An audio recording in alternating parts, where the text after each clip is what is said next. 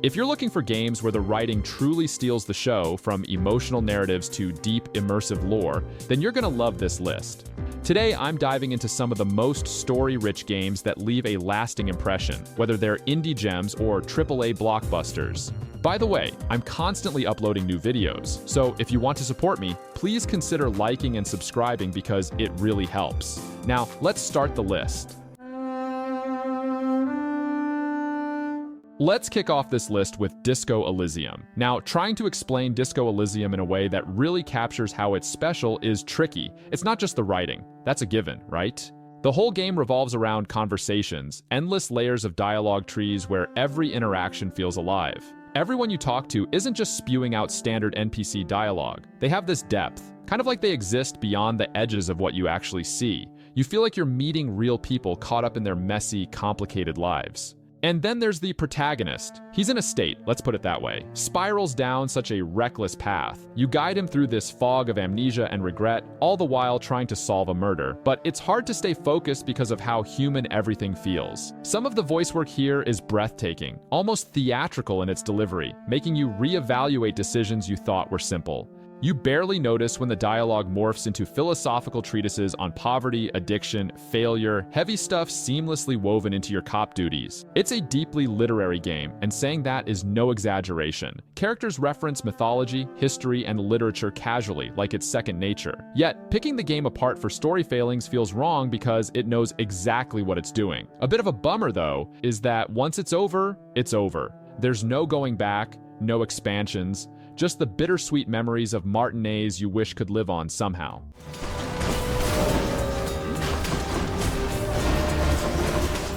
Next up is Hades. Supergiant Games is known for its narratives, and Hades might have taken the cake in terms of balancing replayability and an evolving story.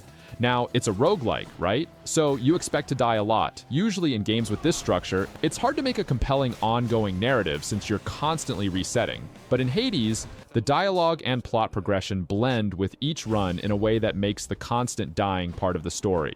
Every time you return to Hades' palace after dying, characters react, new topics emerge, and there's always this natural sense that you're moving forward, even when it feels like you're back at square one combat-wise. There's something almost mind-boggling about how the writers manage to slip bits of story into every piece of the gameplay without ever making it feel forced. It might not be the deepest character-driven journey out there, though the father-son dynamic is solid and full of tension, but where it truly excels is how the gameplay continually feeds into the narrative. Over time, you piece together more and more about the gods, Zagreus, the main dude, and why exactly he's hell-bent on escaping.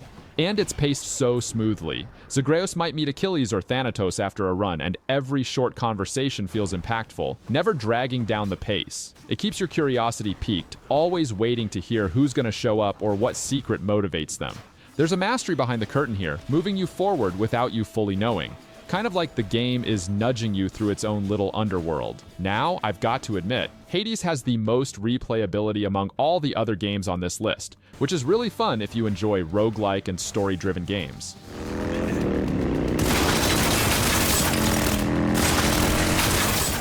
Up next is Cyberpunk 2077. So Cyberpunk 2077 had its moment when it launched, and not exactly in the way they planned. But look, with time, and especially that Phantom Liberty DLC, it has transformed into the kind of game people initially dreamed about. The moment you step back into Night City, there's a gravitational pull from the world building alone. It feels alive, and alive is such an understatement when you consider the world CDPR has attempted to create here. Truly rich interwoven threads connecting every neon-lit street corner to some deeper part of its dystopian core. Phantom Liberty expands on that core massively. Just the narrative of Dogtown, the new district, alone packs in political tension and espionage vibes that feel ripped out of a Cold War thriller, but futuristic and jacked up on cyberware. But the writing, it digs deeper. Doesn't stop at just cool futuristic stuff. It pokes at personal identity, at sacrifice, all those heavy existential questions you've probably had at 3 a.m. after one too many side quests. Now, side note, combat's smoother, city feels more polished. Does that erase the rough spots the game had at launch? Not really, but now the narrative feels grounded, like you're witnessing a grand opera instead of the fragmented storyline some initially encountered. It's worth putting on that neural interface and diving in again. And this time, the story might just leave you stuck thinking about it long after you jack out.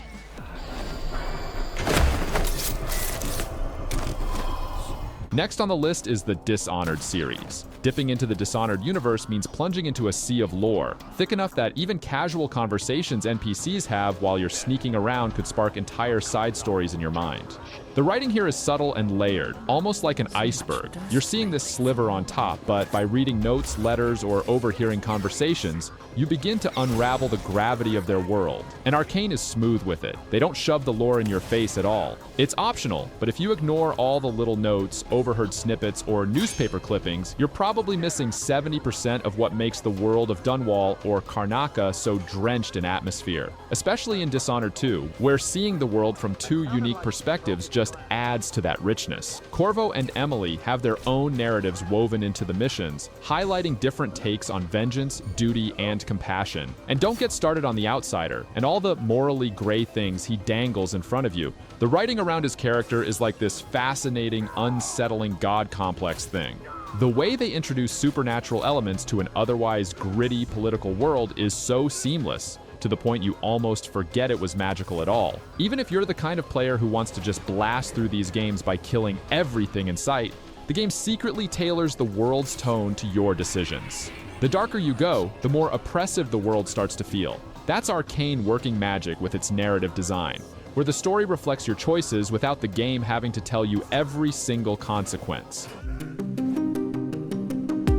Coming in next is the 2016 Prey. Prey is the kind of game that messes with your head in all the right ways. When you wake up as Morgan Yu on Talos 1, the space station feels claustrophobic and vast all at once. What makes it work, though, isn't just the mimics or Typhon running everywhere. It's in all the bits of text scattered throughout the place. Emails, research logs, personal journals, nothing is throwaway. This world lives through written word, and you kind of get the vibe that the writers knew this meticulously constructed environment would sink or surface based on how tightly they dove into its lore. You're not just collecting spare parts, you're collecting stories. A lost love letter between coworkers, clashing corporate policies, or glimpses of someone's slow descent into paranoia because of their work on Typhon specimens. And man, it elevates the atmosphere in ways jump scares never could. It's all about spaces that tell you something's wrong, but through whispers found in a crew member's email or a crumpled note left behind. Sure, movement can sometimes feel a bit floaty. It's in space, so what do you expect? But scooping up these details about what happened before things went so wrong makes you feel like an actual investigator amid a crisis.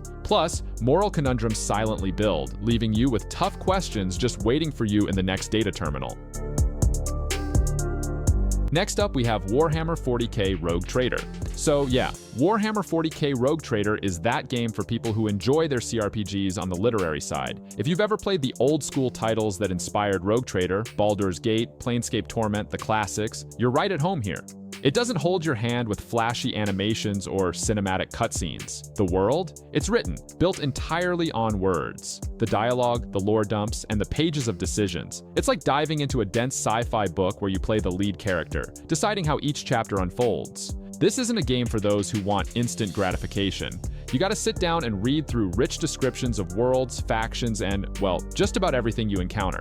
The lore flows thick in Warhammer 40k, where every bit of text plays a part in fleshing out the universe. Decisions aren't based just on some stat role-playing, they're layered with thematic consequences, and the characters you meet aren't just forgettable NPCs. They have depth, and in Rogue Trader, this is all played out through how you choose to read the game.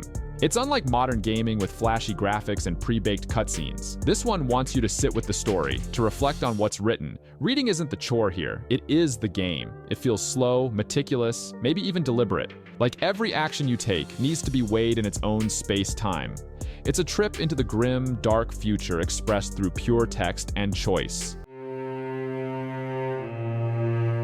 Up next is What Remains of Edith Finch. Now, What Remains of Edith Finch is like cracking open a dusty journal you've pulled off a forgotten shelf and realizing every entry takes you somewhere strange, beautiful, or downright heartbreaking. The Finch family house is your playground, and as you wander its winding, almost suffocating halls, there's this sense of history packed into its walls. Every little nook, whether it's a hidden family mural or the doorways sealed like tombs, screams of stories waiting to be discovered. Each family member's tale is presented in a totally unique way, visually and narratively, tied into Edith's exploration of her heritage. As the narrator, Edith reads aloud, guiding you through fragmented memories, often through surreal or symbolic gameplay sequences, like turning into a bird mid-flight or a comic book that unfolds in real time.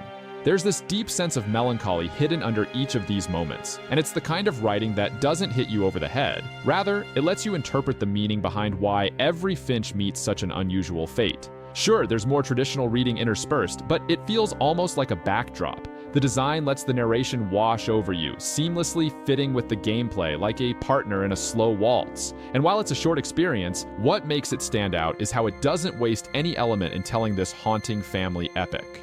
You're piecing together stories within stories, each one layered with both visual and textual metaphors. Moments here, they linger. Next is Yakuza 0. So Yakuza 0, man, this game hits different. The Yakuza series has always had its trademark mix of brawling, drama, and absolutely absurd side stories. But 0 just fires on all cylinders, doesn't it? Kiryu and Majima, they're at the heart of this one, and their stories walk this razor-thin line between deep, emotional backstories and ridiculous, over-the-top situations. By all rights, the tonal shifts should be a mess, yet somehow it sticks every landing. The crazy thing is how well it juggles multiple plots without losing its grip. You've got Kiryu fighting tooth and nail through real estate corruption, and Majima, man, he's lured into this dark underworld of cabaret bars and punishment. It might sound crazy on paper, but it ties back to this gritty, emotional core that runs deeper than anything else in the series. The writing lives in those contradictions. Brutal criminal dealings played against karaoke bars, or intense boss fights punctuated by heartfelt confessions. It's a balancing act, and the tension from those contrasts makes it unforgettable. Not gonna lie though, it sets the bar a bit too high for the rest of the series. The follow-ups are fine, but they miss something that 0 had. The pacing or the stakes something just doesn't feel as sharp. If this is your intro, you'll end up chasing that high of Yakuza 0 for every other Yakuza game, and it's a tough act to follow.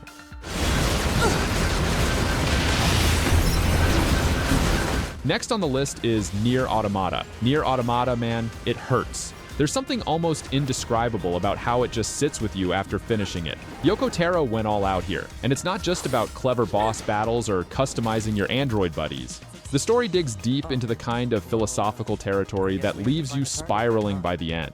Automata isn't afraid to ask the bigger questions. Why are we here? What gives meaning to existence? It sets you up in this post-apocalyptic world where the human race is long gone, but makes the playthrough so human it hurts. Every character, 2B, 9S, A2, feels weighed down by existential angst and confusing emotions they're not meant to have. And you feel it across every path the game sends you through. One route might hit you with loads of action, while another makes you question everything that came before. And when the fourth wall breaks, it breaks. It's not just a story, it's Taro deconstructing how games themselves tell stories and how you, as a player, engage with them. Then there's the music. This soundtrack just floods every scene with emotion. And as far as soundtracks go, it elevates the experience to, like, almost a spiritual place. Coming off the back of the Nier/Drakengard universe, it's easy to get lost in how deep this world goes, spanning decades of lore. It leaves you constantly questioning both the bleakness of the world and your choices within it. It's probably the most introspective save the world story ever told, and when it's over, you're left questioning reality entirely.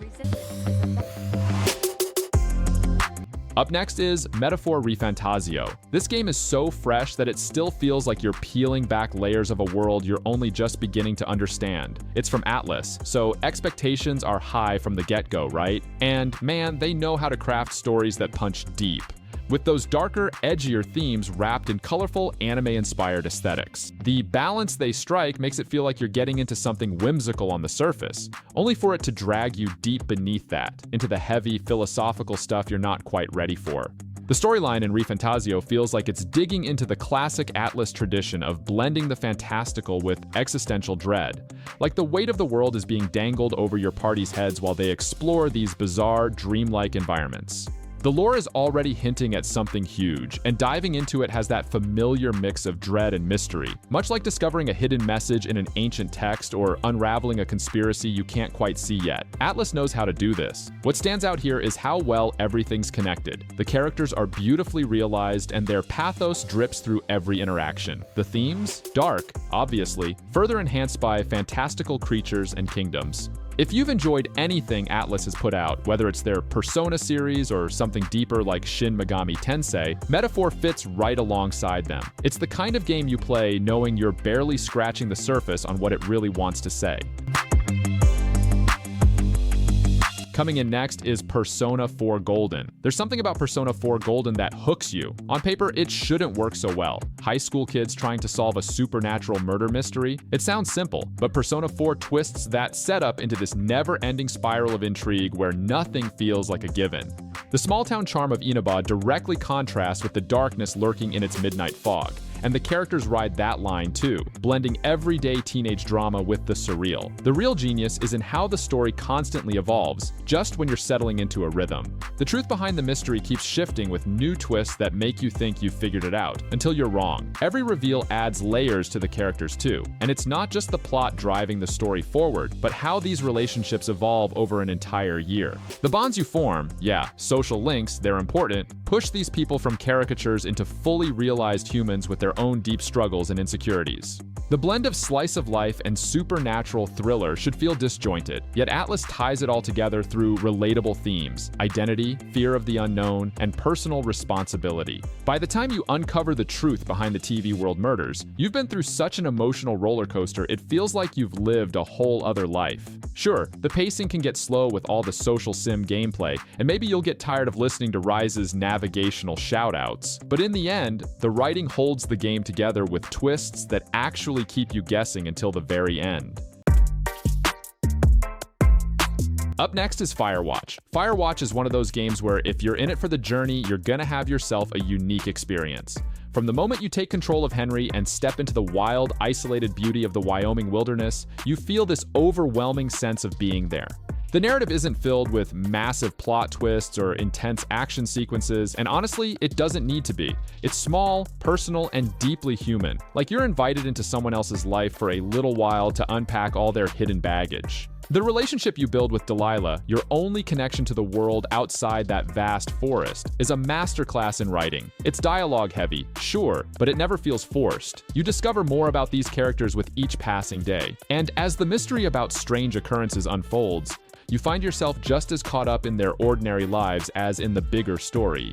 Yeah, some people didn't love the ending, but it's that ambiguity, that rawness, that gives it weight. It's not about resolving everything, but about the feel of the experience itself. Criticism? Sure, you're gonna spend a lot of time walking and talking, and for some, that slow pace might not sync up with expectations. But what Firewatch does best is craft a journey where the quiet moments echo long after you've left the Shoshone Forest behind.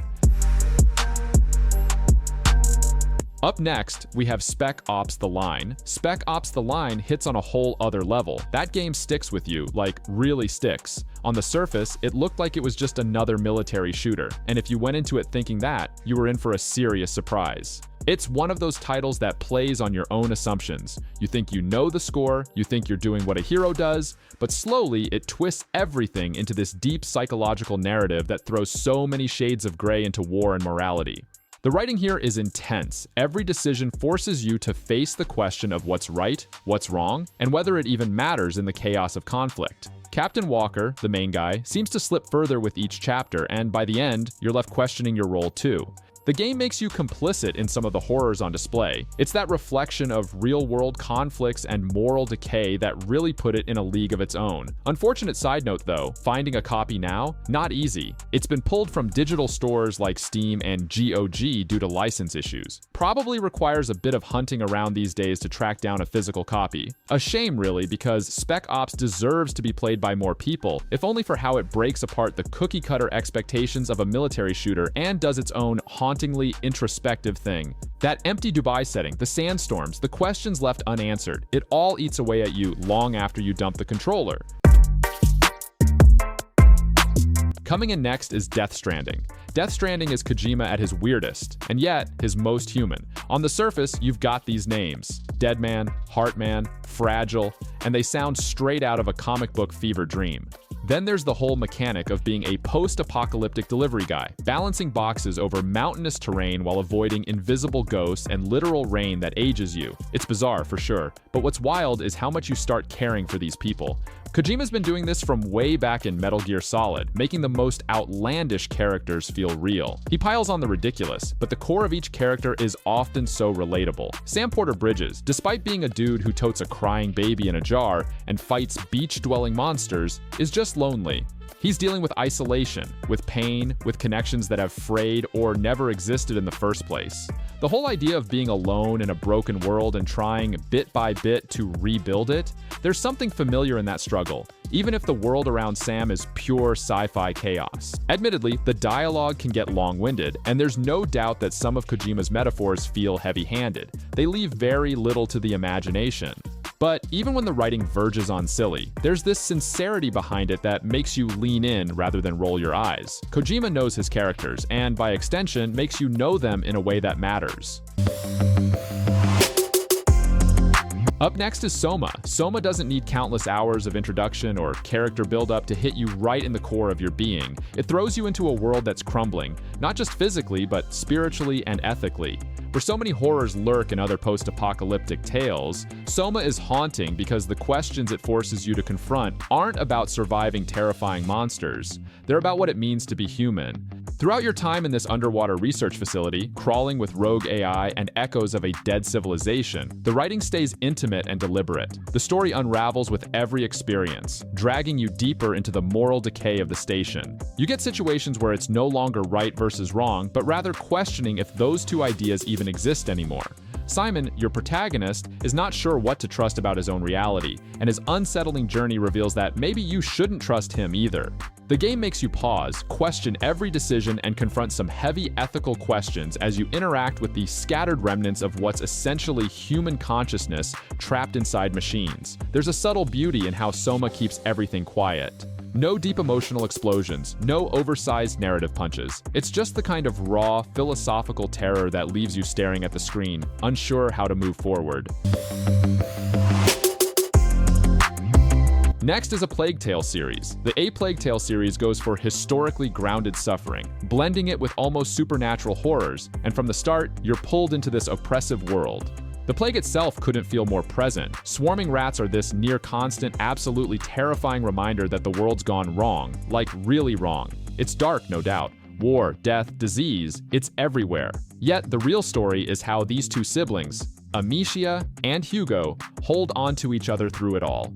The writing here does a beautiful job of magnifying those small, intimate moments within a world that's crumbling around them. There's this theme throughout that humanity persists in the people you cling to, and the protectiveness Amicia feels toward Hugo is so palpable.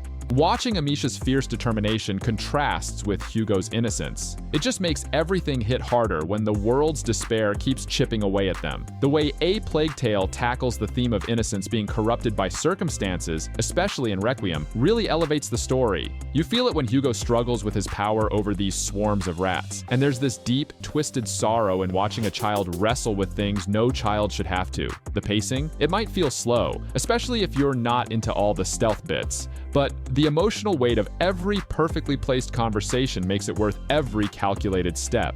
Ultimately, you're not just fighting rats and soldiers, you're fighting to keep a fragile bit of humanity alive in a cold, unforgiving world, which brings a level of emotional storytelling few action adventures can match.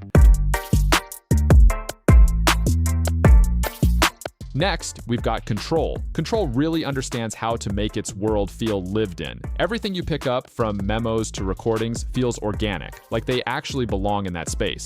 You're not just grabbing random collectibles for the sake of completion. Every document, briefing, or twisted research note adds another thread to the strange web remedies spun. Think about it. How often do you roll your eyes at audio logs or written notes in other games? They're often just filler, making you wonder why a scientist would perfectly record their inner monologue about a top-secret experiment right before dying. Not here, though. Control flips the script on that. Remedy knows how to build this offbeat world where nothing feels designed just for players to find. It all feels like stuff people genuinely left behind in panic or during their routine, weird, everyday lives. The Bureau documents aren't just sci-fi writing exercises.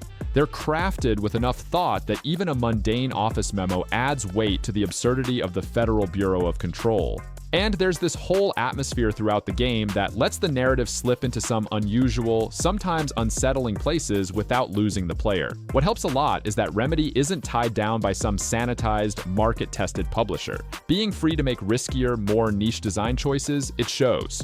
The limited number of hands crafting the story doesn't lead to AAA bloat. If anything, it gives Remedy sharper focus. It's wild how Control is essentially playing by its own rules, and yet all the narrative pieces just fit. There's a looming sense that some story beats were hastily tied up because, well, the game's got to ship. But even that kind of deadline-required finality doesn't hurt its narrative drive. Those minor hiccups only make you more interested in what's next.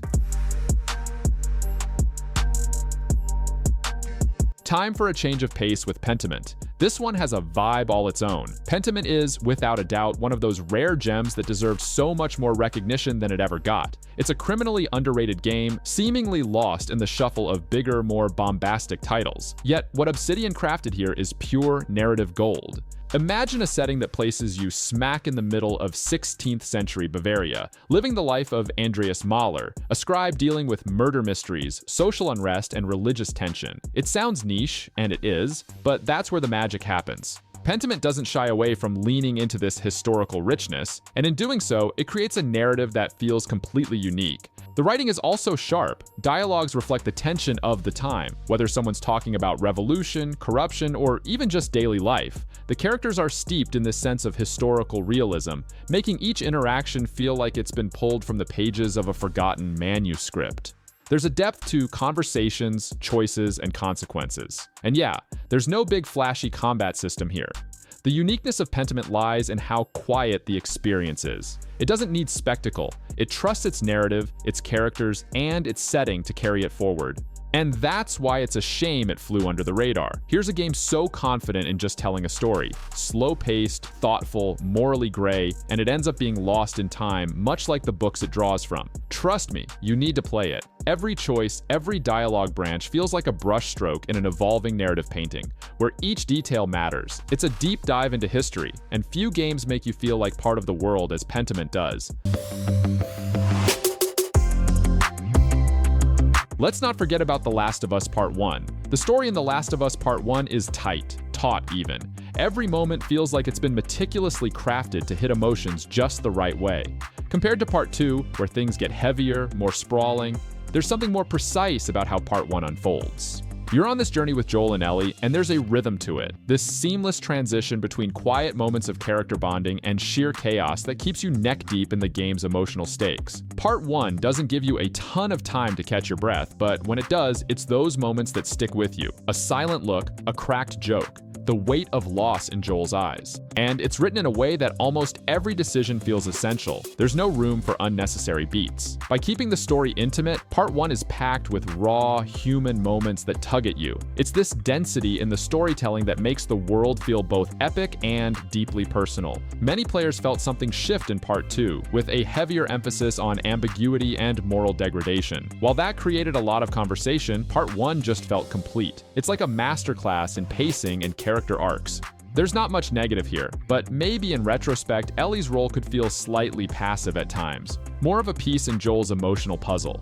That said, her growth is there, waiting for Part 2 to fully explore it. In Part 1, though, the writing makes Joel's emotional descent so stark, his grim purpose so painfully sincere, all you can do is watch it spiral and unravel.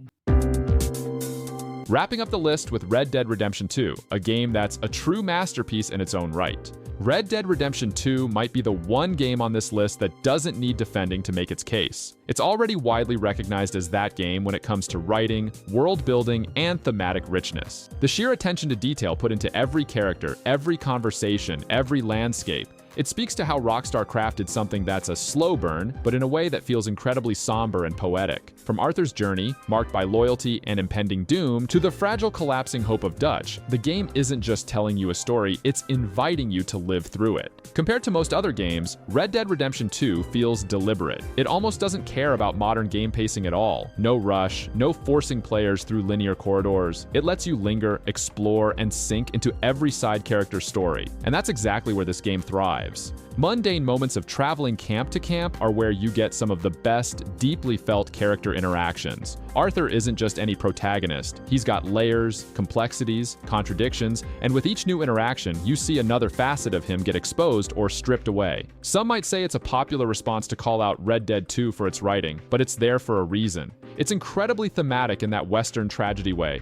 Honor, decay, loss. It's all there, and beautifully so. Character arcs feel like arcs, starting at one humble point and ending somewhere very different, particularly for Arthur. And while it's all so well put together, the slow pacing isn't everyone's cup of tea. Those who stick around, though, are rewarded with one of the richest, most compelling stories games have ever offered.